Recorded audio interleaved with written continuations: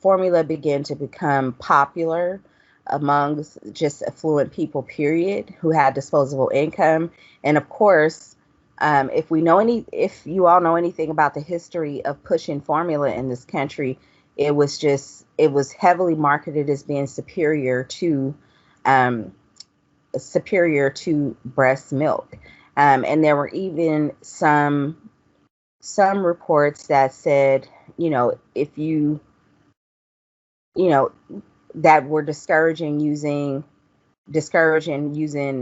black women as mammies because this formula was more superior. So there were some campaigns that even um, took that take on breastfeeding. But what happened, of course, after slavery ended, it wasn't just all like, okay, now we're all equal and, everything will be okay.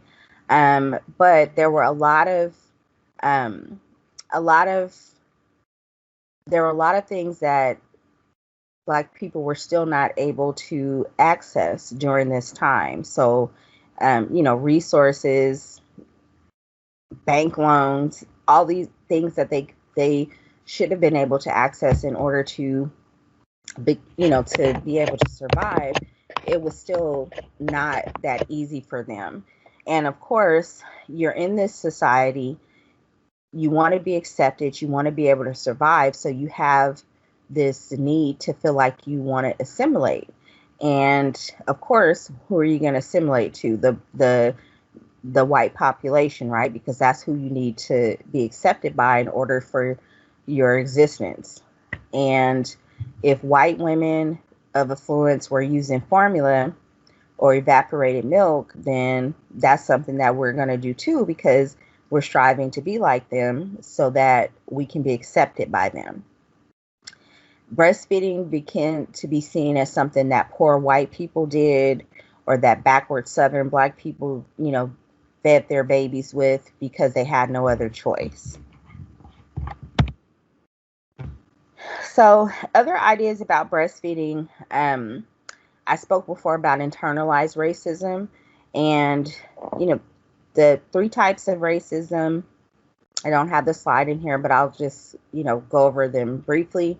You have um, institutionalized racism, and that's where you see structural racism within our institutions, our education system, our medical system, any systems. And then you have self mitigated racism, where that's when one person is um, racist to another person. And then you have internalized racism, where you believe all of the horrible things that people say about you start to internalize that and believe it to be true.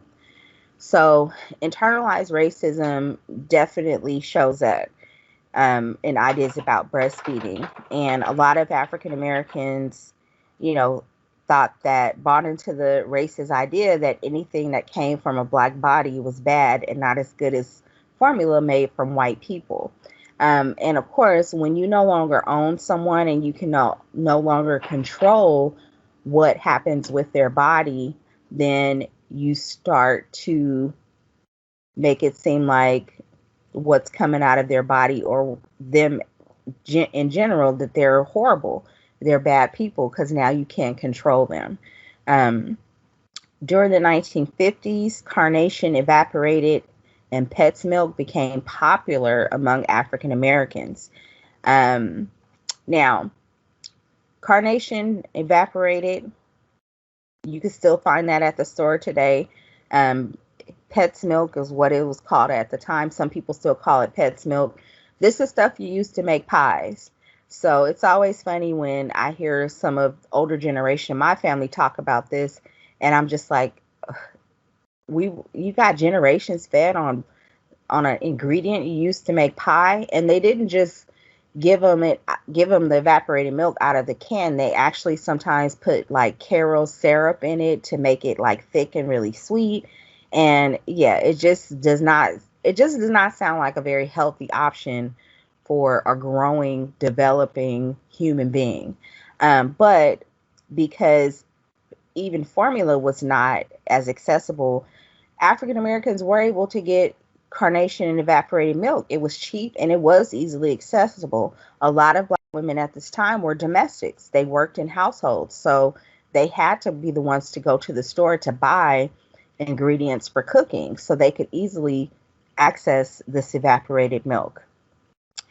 It also didn't help that it was also heavily marketed to African Americans as a formula. The Fultz quadruplets, these were sisters who were the only known at the time set of African American quads to survive adulthood, and they were born towards the end of the 1940s, I believe. They became national celebrities, and they had a guardian who was a white doctor who cared for them. He actually took illegally took ownership of or guardianship of them from their parents and was able to basically exploit them financially and not even help out his family. Help out their families. But they struck a deal with the Pet Milk Corporation to market their evaporated milk to African Americans as the ideal food for infants. It was really unfortunate because their family was exploited. Their mother was, she was deaf and she couldn't talk. And their guardian, the doctor that cared for them, basically, said that, well, they're not capable of taking care of these children the way they need to be taken care of.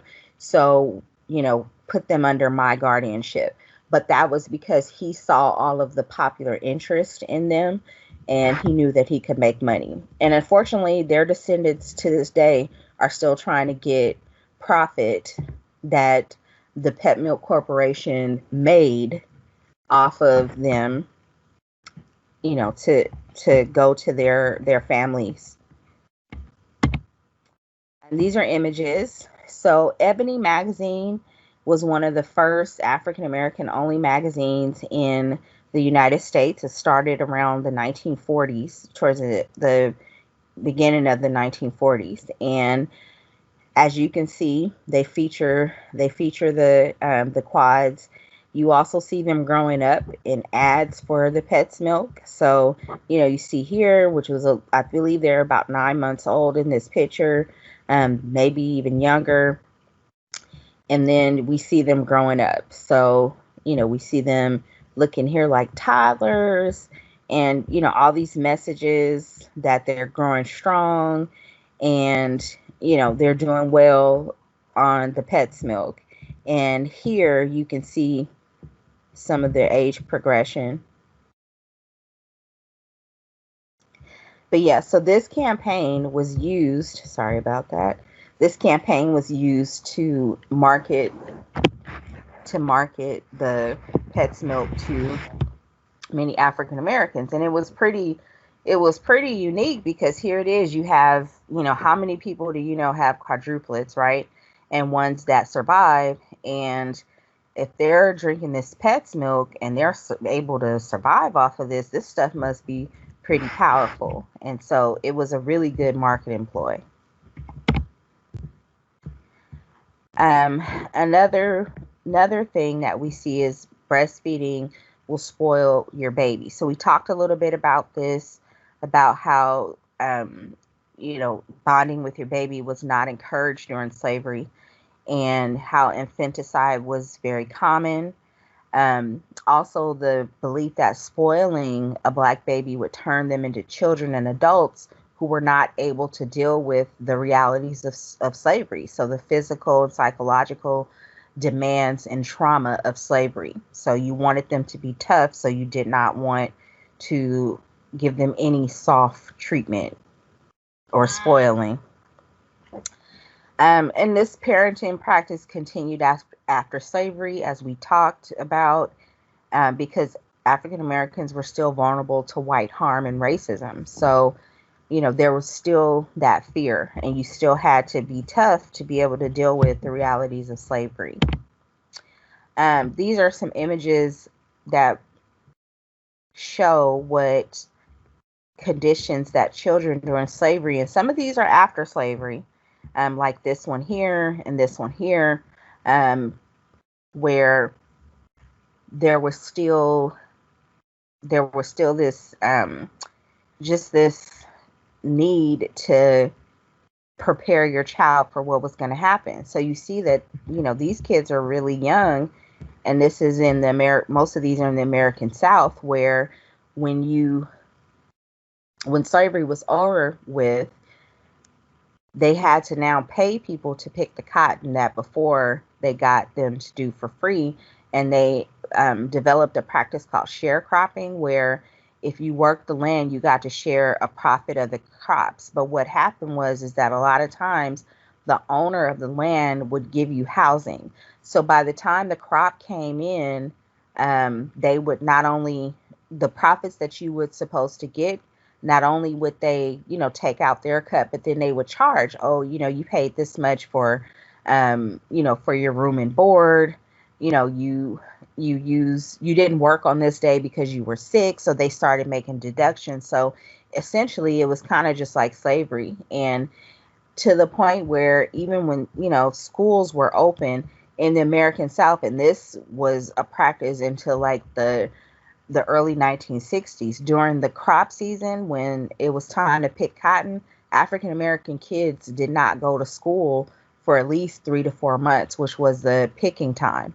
So out of the 9-month school year, or 9 to 10 month, whatever it was back then, African American kids were already going to have a disadvantage because the white people closed the school down. It wasn't like the parents were like, we need you to work. It was like, no, they closed the school down so that the kids could not go to school.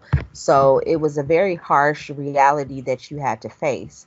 We talk about during slavery, you see images of, babies being sold away from their mothers at auction. And even though some states had rules and laws that said if the baby was, under a certain age, you were supposed to buy them together. But, people didn't always, most people didn't stick to that. This image here, so some of you may have heard of the book Beloved. It's by the late Toni Morrison. This is one of her most famous books. She actually won Nobel Peace Prize for Literature for it and some other awards. But this is an image of the story that inspired her. So this is Margaret Garner in the 1800s, mid 1800s. She had escaped. She had 4 children. She had escaped from slavery, and she escaped. She ended up in Ohio, and her slave owner actually came after her to reclaim his property. And so, she was like, nope, my children are not going to be slaves. So I'm just going to kill them. That way, I'm going to kill them. I'm going to kill me. That way, you have no more slaves, and you can't force me to have any more children to be slaves. And so it was such a shocking case because it was the first time that, not the first time that had happened, but it was the first time that this area had seen something like this. And so she actually ended up going to trial. Of course, she didn't go to trial because she killed her kids. She went to trial because she destroyed property. And she ended up getting off because the people that took her in, who she ran away from, they were abolitionists. So they were trying to put an end to slavery, and they were able to show that it was the trauma of slavery that made her do this, because, she didn't want herself or her children to return to it. And it also, just sort of was one of those things that really made more abolitionists speak up about slavery.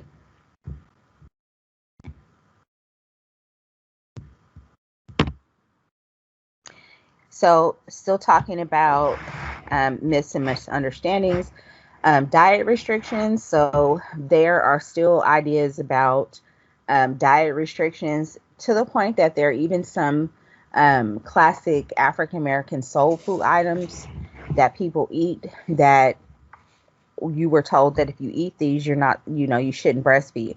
An example of one of these are something we call chitlins, or some people refer to them as chitterlings, but they're pig intestines. And it's something that's very popular.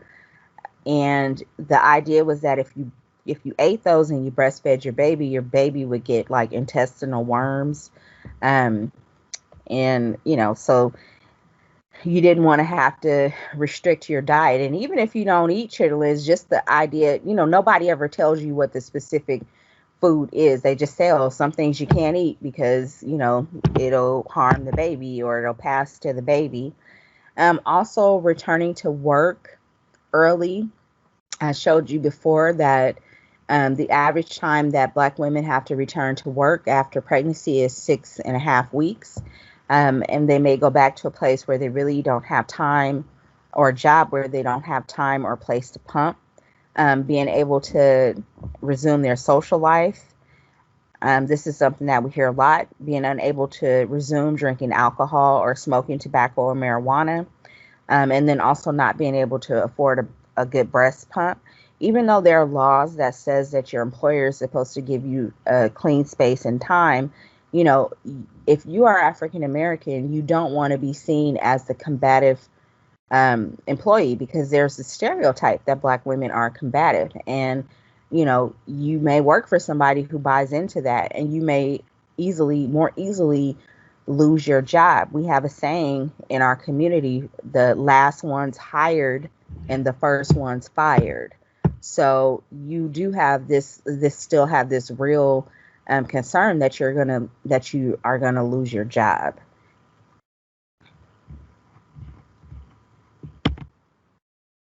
Lack of partner, family, peer, and community support.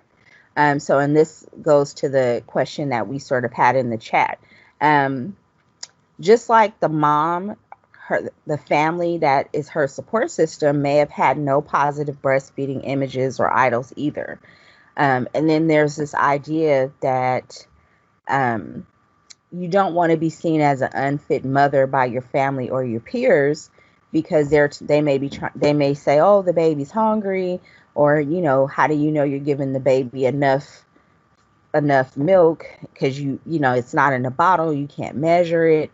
And so just all these ideas that could be influencing a mom's decision to breastfeed that are coming from her family, who have these, if it's a Black family, have these same type of barriers, these same type of ideas. The thing of the unfit mother, we get this one from the image of the Black welfare mother. And this is something that's, was very prominent in like the 80s and 90s. And, for some people still is, that Black women are unfit mothers because they have babies who, they just have babies because they want the extra money that they get from welfare. And, that's a whole nother topic, but it's just one of those things that contributes to this idea of a Black woman being an unfit mother, this stereotype. And so not feeding your baby enough is also one of those things that can make you, of course, be seen as an unfit mom. So that's a struggle that Black moms have to face. The partner may resent the attention given to a breastfed baby. And also keep in mind, if her partner is African American, just like she's grown up with these stereotypes, so has he. And there are a lot of ideas about, especially if it's a male baby, that if they're breastfed by their moms, that's how they become gay, or end up growing up to be transgender. So, just a lot of stereotypical ideas. A boy breastfeeding is not seen as very manly. And for Black men who have been constantly told that they are not real men, anything that's unmanly is not something that they want to encourage. So that could also be affecting the lack of support. Also, just like we see in other families, the support system may just not be there because they're working, they have to survive. And so they can't assist with other duties that can make breastfeeding easier for mom.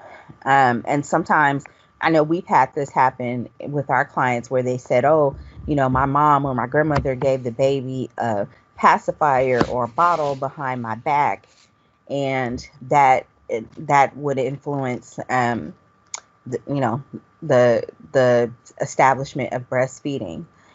A lot of times, because we are a home visiting program, we're able to go into homes before the mom gives birth, but we're able to talk with the family about breastfeeding. And, a lot of times, the one that I would have older Black women say, well, I fed my baby, Carnation, and they turned out just fine. And my thing, and this works for anybody. I'm convinced that this is a universal phrase that you can use whenever there's a generational disparity. Is my favorite phrase. They don't make things like they used to. And a lot of times that's enough to get a conversation going with, the older people in the family, because they love to say that, oh yeah, they sure don't make things like they used to. And so when we say, yeah, formula or carnation back then, it may have been okay, but we don't know what they're putting in it now. And that definitely helps. Another thing is, if you can try to refer your clients to a program like BIH or a nurse family partnership or a home visiting program where they can have someone physically in their home that is able to provide information around breastfeeding for the entire family, because that can help. And then also, if you're a doctor, if you're a healthcare professional, a lot of times, if the mom is able to bring whoever the older people are that are in her household, or her support system, that are not so on board with breastfeeding, when you get to talk to them together about it, that can also help as well. And that's pretty universal, because, as you will be taken as the authority figure because you are the healthcare professional, but it's just you just making sure that the same messages are going to the entire family at the same time, if you can manage to do that. Right. So we talked about this. African American fathers are not immune to the same historical narrative and stereotypes about breastfeeding. Um, and we know that moms who get more support from their partners are more likely to breastfeed. In BIH, we have, well, not just in BIH, but the county, we have a dad's program. And one of our case managers is also part-time in Black Infant Health. And so she is able to really talk to the dads about breastfeeding and the benefits and what it's going to mean and what it looks like. And that way that he's better able to encourage the mom who breastfeeds. Sometimes we have cases where mom is not really that into breastfeeding, but because dad has learned so much and he's so into it, she's more likely to breastfeed. So any way you can find to bring in their partner, if the partner is active, in the parenting and pregnancy, that definitely helps. And any education that you can give to the extended family definitely helps as well.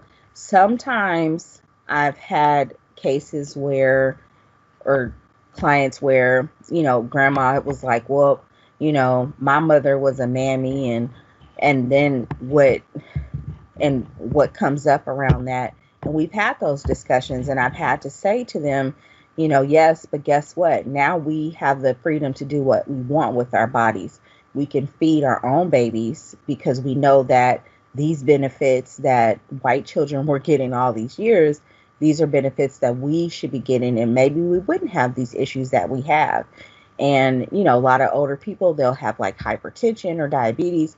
And the minute you say, this helps. And if we were able to breastfeed more, or encouraged to breastfeed, or allowed to breastfeed, we wouldn't have these issues. And so, sometimes you do have to sort of bring in those points around race and ethnicity, but I'd say only do it if you're comfortable doing it. Okay. Oops.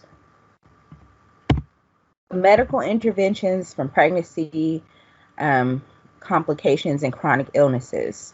So we stated earlier, and one of the main reasons why the Black Infant Health Program is around is because we, meaning African American women, are more likely to have premature births, infant morbidity, more likely to get C-sections, maternal morbidity and illnesses, existing or postpartum depression or mental health diagnoses, and also chronic illnesses. So we're more likely sometimes to go into our pregnancies with chronic illnesses or with illnesses. There's also this thing of epigenetics, which tells us that that if you come from a line of women who had traumatic pregnancies or had poor birth outcomes, you are more likely to have those yourself. And so, of course, you're African American, you're going to be more likely, because we know that we have that history because of conditions of slavery and racism later. So all of these things can lead to like an extra hospital stay. Medical interventions that make it harder for you to breastfeed. If your baby's born early or born with an illness or born too small, you might not necessarily be able to breastfeed. So there are all these other things that can interfere, and they are more likely to happen in a pregnancy with an African American mom. So right away, your baby could be born and you could have all these intentions to breastfeed, but because, you're taking a medicine that's too strong, or, you get hospitalized for a longer period of time or have to have a surgery or something like that, that can keep you from breastfeeding or being able to maintain breastfeeding, even if you're able to initiate it. Lack of inadequate support from healthcare professionals. So this can happen because of real and assumed racism, discrimination, microaggressions, and unconscious bias by healthcare professionals and staff. A lot of times you may not even be aware that you have these thoughts or these ideas about a particular group of people. And it's in these situations where we see they come out. We also see a lot of assumption that African American women don't want to breastfeed. One of the first times I did this presentation, I did it for UCSF. And there was a professor there. She was in her early 70s. And, she was a lactation consultant as well. And she said, I would never offer breastfeeding to Black moms. If they brought it up, I would help them, but I never brought it up. She said, because, my mother was breastfed by a Black woman. She was raised by, a mammy. And I just always felt so ashamed of this. And I just never could bring myself to, I can never bring myself to even approach the topic of breastfeeding with a Black woman because of this. So, we don't know if this is behind all of the assumptions that Black women are not going to breastfeed. But it just definitely gives an example of, how this history is impacting just the way it's impacting African American women. It could also be impacting healthcare staff. We always like to think that slavery was so long ago, but slavery's only been over for about 153 years, or maybe 154 years. But Macy's, a store that a lot of us shop in, that's been around for 200 and something years. We're still shopping there, so it would definitely make sense that we're still going to have some effects from slavery. There's also the historical stereotype of Black people having higher pain tolerance. That one we talked about. And what that can look like is if, you're getting help to breastfeed and you're trying to, tell the person that's helping you that, this latch is uncomfortable or it's hurting. And if they already have this idea that, you can tolerate more pain, they may not be so willing to help you, or they may just say, oh, you'll be okay. So, of course, you associate breastfeeding with being painful, or they may not even tell you that you're going to have some pain in the beginning, because they may not think that you will because you're Black. And so it's something that is going to impact whether or not you continue to breastfeed. And also African American women being seen as combative. I had an example of this. Is I had this issue with one of my clients. She was trying to breastfeed and she was trying to tell the nurse that was helping her that, this is painful for me. And it turns out she ended up having an infection, but she was trying to tell the nurse, this is painful for me. Her mom and her sister were there in the hospital, and they got upset with the nurse. They said, look, she's telling you that this hurts, this does not feel good. Why do you keep trying to make her do this? Or why aren't you trying to get her more help? And she's telling you that this is painful. And so the nurse was like, well, you don't have to yell. And she ended up calling security, and they ended up being removed from the hospital. And then that's when I was called and I went up there. And of course I come, and they're just like, oh, this is, just another, person in their family or somebody who's coming to cause more trouble. And then, of course, when they find out who I am, then I get some sort of, respect, if you will.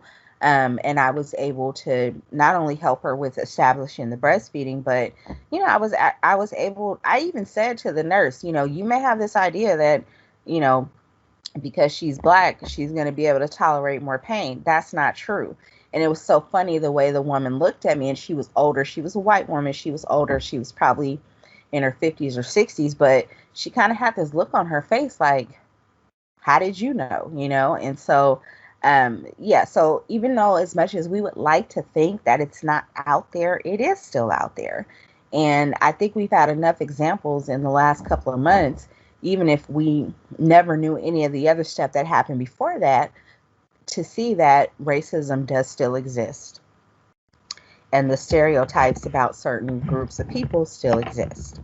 There's also lack of African American healthcare staff, especially in our county. I mean, the population of African Americans is only 3%.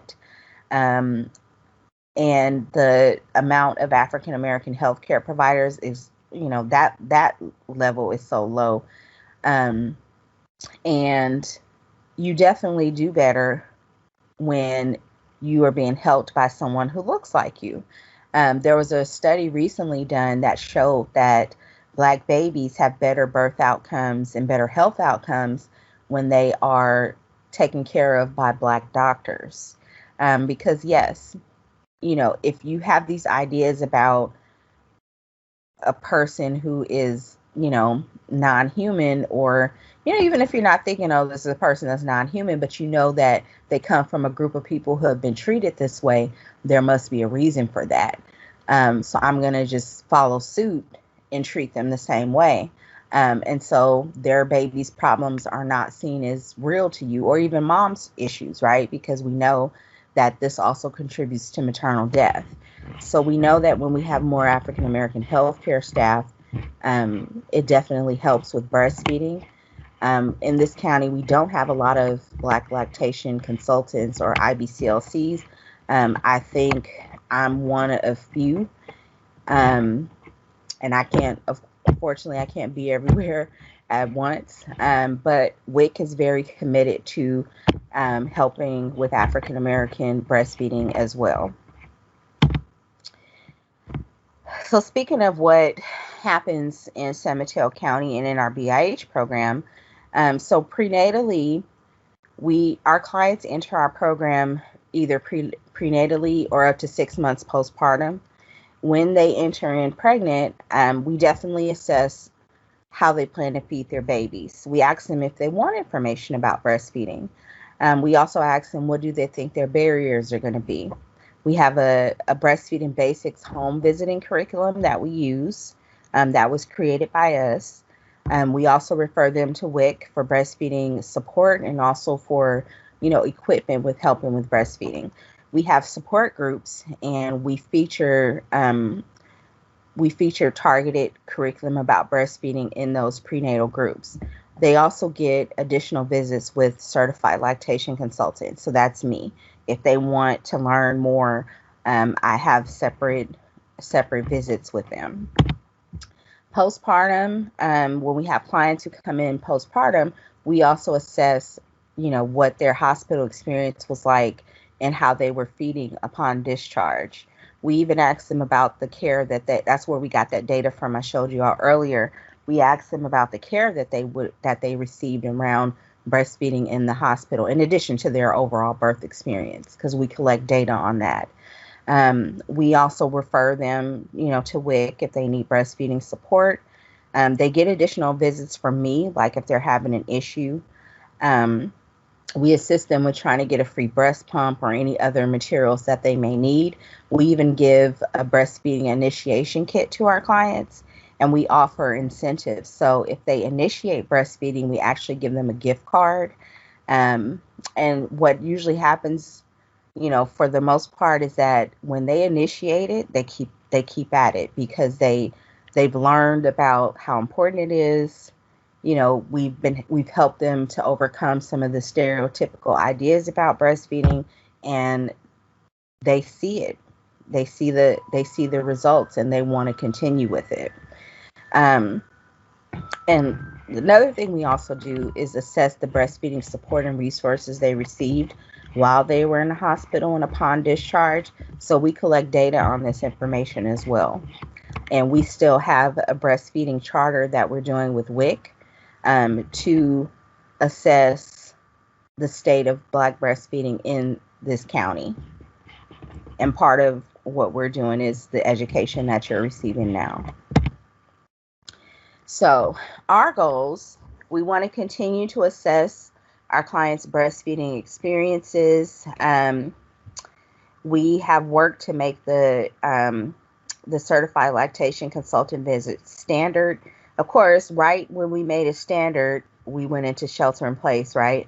But I still am able to do virtual visits. We developed a breastfeeding education and peer support group, or we are developing that to start with clients, and it'll be separate from our support groups where it just focuses on breastfeeding.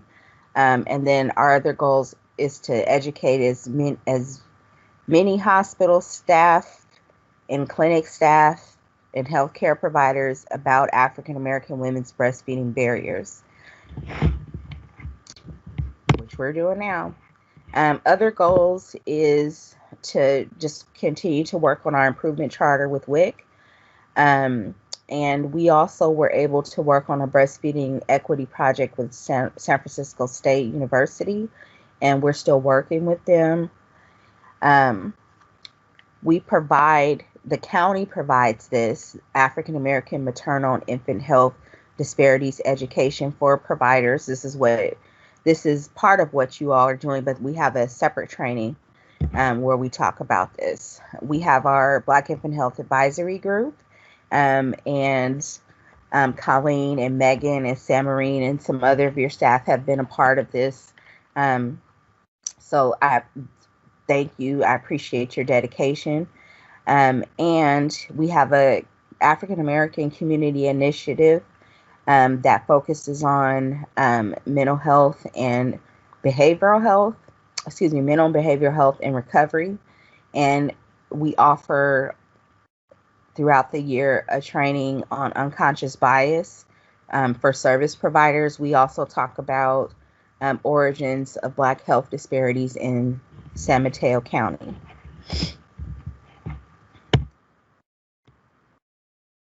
So some national Black breastfeeding efforts is around providing more breastfeeding education to African American moms and families.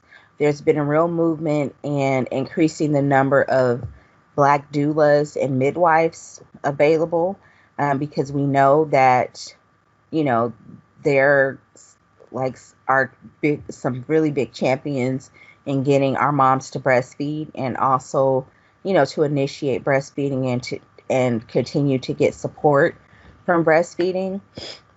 There are a number of peer support groups for African American women um, throughout the nation. One of the biggest ones are right across the water in Oakland. They have the Black Breastfeeding Mafia, and it's a really big support group throughout Oakland and Alameda County for moms who are breastfeeding. We're also working to increase the amount of African American IBCLCs and CLCs, and also continuing to provide education to healthcare professionals about breastfeeding barriers. And these are some of the organizations that I spoke about. Chocolate Milk is actually a documentary about the experience of Black breastfeeding. And it's not widely available yet, but myself and some other people were able to view this film a year ago, and it definitely is something that we will make known when it is available. Um, yeah, it just explores the racial divide in breastfeeding, and the narrative is through a midwife and also a WIC lactation educator. So it's a really good film. I wish I could even show you a clip, but unfortunately I don't have that. And these are just some images of Black women breastfeeding. And I like to show these because this is an image that not only do we want you as providers to accept, but also for just the world to accept that, just like any other mom who chooses to breastfeed, we want the best for our babies. We know that what comes from our bodies is not harmful. We know that, you know, we're going to definitely help give our Black babies a great start in life, and help them to live possibly longer lives, because we're helping to um, helping to mitigate possible health um, health issues down the line. And you as providers, you know, your role is, you know, the most basic thing for you as providers that I tell all providers is that, and I'm hoping that you're doing this anyway, but when you have a mom who's, you know, maybe a first time mom, or a mom who's first time to breastfeeding, no matter what color of her skin, you know, see her as you would see yourself, or your own child or sister, or, you know, aunt who's coming in with anxieties around pregnancy and breastfeeding, and treat her as such, but also know that the stakes are higher, which means that even though it may be harder to engage her in breastfeeding, you know that it's more important to engage her, because breastfeeding is definitely going to help with um, some of the more negative birth outcomes that she may encounter.